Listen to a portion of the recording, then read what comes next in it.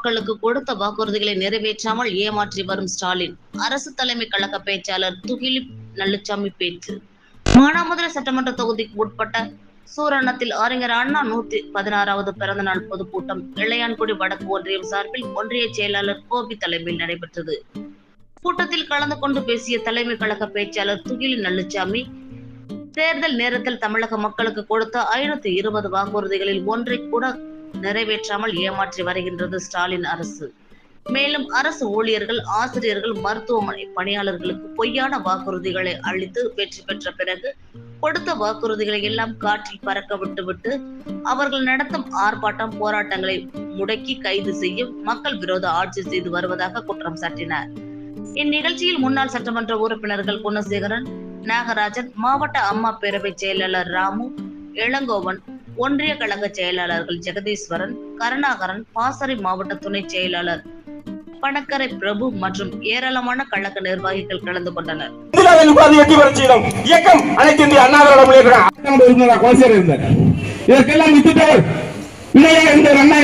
விலையில அரிசி தந்த தலைவி பேசி தலைவி அம்மா இல்லையா? அண்ணாவுடைய திட்டத்தை நாங்க தானே கொண்டு வந்தோம். அதனாலதான் நாங்க இந்த அண்ணாவுடைய பிறந்த நாளை அந்த தகுதிக்காக பேரறிஞர் அண்ணா அவர்கள் எண்ணற்ற முதலீடு கொண்டு வந்தார். புரட்சி தலைவர் வெளியே வந்தவர் அனைத்து தமிழகம் முழுவதும் இருக்க வேண்டும். ஒரு கருவுற்ற தாய் ஒரு குழந்தைக்குமான உறவு எப்படி இருக்கும்? ஒரு பைசா தமிழகத்துக்கு ஒதுக்கலங்க. பட்ஜெட்ல ஒரு ரூபாய் ஒதுக்கல. நாம தான் ஜிஎஸ்டி கட்டுறோம். வருகின்ற பெரியவர்களே, தாய்மார்களே, கலைக்கழகத்துடைய அண்ணன் பொதுக்குழு உறுப்பினர், முன்னாள் சட்டமன்ற உறுப்பினர் அவர்களுக்கு நெஞ்சார்ந்த நன்றி. நம்முடைய தலைமை கழக பேச்சாளர் நேமம் அன்பு முருகன் அவர்கள் மானாமதுரை தொகுதி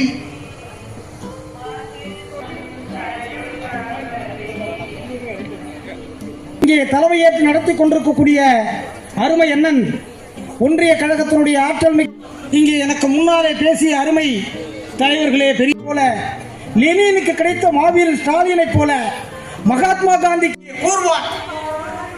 இப்படியாக பல்வேறு தத்துவங்களை அண்ணா சொன்னார். 1952 தேர்தலில் நிக்கல, 57 15 இடம் என சுருக்கமாக ஆட்சி செய்து கொண்டிருக்கிறார்கள் என்று அண்ணா வேதனைப்பட்டு இதற்கு யாரை முன்னிறுத்தினால் இந்த நாடு அண்ணா திமுகவுடைய கைக்கு வரும் என்று அண்ணா யோசித்து பார்த்து அவருடைய சிந்தனையில் கிடைத்தது புரட்சி தலைவர் பொன்மனச்செம்மல் எம்ஜிஆர். அண்ணன் சொன்னதை போல ஸ்டாலின் அவர் சிந்திய ரத்தமா இல்ல அவர் மகன் உதயநிதி அடுத்த துணை முதலமைச்சர் எண்ணத்தை நிறைவேற்றினார். இந்த நாட்டுக்கு நீட் தேர்வை ரத்து செய்வேன்னு சொன்னார். நாங்க வந்த உடனே கையெழுத்து போட்டு முடிச்சிருவோம். நாங்க செஞ்சாங்களா? இரண்டாவது 5 பவுன் நகையை நாங்க தர்றோம்னு சொல்லி சொன்னாங்க. 5 பவுன் எல்லாருக்கும் வாங்கி கொடுத்தாங்களா? மூணாவது 1000 ரூபாய் பணத்தை தர்றோம்னு சொன்னாங்க. அந்த கடன்களை எல்லாம், மகளிர் சுய உதவி குழு கடன்களை எல்லாம் நாங்க வந்த உடனே அவங்க ரத்து செய்வோம் சொன்னாங்க. செய்தார்களா? விவசாயிகளுக்காக 2500 ரூபாய் ஒரு குவிண்டால் நெல், நான் தஞ்சை மாவட்டத்திலிருந்து வந்திருக்கிறேன், 2500 ரூபாய் தருவேன் என்று சொன்னார்கள் அல்லவா? இந்த ஸ்டாலின் தான் சொன்னான். இந்த ஸ்டாலின் சொன்னாரே, இந்த ஸ்டாலின் இன்னைக்கு வரைக்கும் 2500 ரூபாய் கொடுத்திருக்கிறாரா? கரும்புக்கு ஒரு டன்னுக்கு 4000 தருவேன் என்று வாக்குறுதியை சொன்னீர்கள் அல்லவா? இதுவரைக்கும் செய்திருக்கிறீர்களா? திமுக காரர்களே, உங்களுக்கு சூழ்நிலை இருக்கிறதா? அதோடு மட்டுமல்ல, இங்க இருக்கக்கூடிய மற்ற அதனுடைய கூட்டணி கட்சிக்காரர்கள் இருக்கிறார்களே, அந்த கூட்டணி கட்சிக்காரர்கள் என்னடாது 520 வாக்குறுதிகள் சொன்னாங்க, ஒண்ணுமே செய்யலையே அப்படின்னு சொல்லி யாராவது அதை பத்தி கேட்கிறாங்களா? இந்த நாட்டுல லஞ்சம் தலைவிரித்து ஆடுது. இந்த நாட்டுல கரூர்ல பாத்தீங்கன்னா ஒரு ரோடு போடாமலே கிட்டத்தட்ட 3.5 கோடி ரூபாயை அபகரிச்சிருக்கிறார் நம்ம சிறையில் இருக்கிற செந்தில் பாலாஜி. ரோடு போடாமலே போட்டதை சொல்லிட்டு, அதோடு மட்டுமல்ல, இன்றைக்கு மதுவை ஒழிப்பேன் என்று சொல்லிட்டு வந்தாங்க. மதுவை ஒழிப்பேன் அதுக்கு வாய் திறக்க மாட்டேங்கிறாங்க. ஆசிரியர்கள் போராட்டத்துக்கு மேல போராட்டம் நடத்துறாங்க. சரண்டரை கொடுக்கறேன்னு சொன்ன கொடுக்கல. கிட்டத்தட்ட நம்ம தமிழ்நாட்டில் மொத்தம் 12 லட்சம் அரசு ஊழியர்கள், இதுல 8.5 லட்சம் பேர் தான் வேலை பார்க்கறாங்க.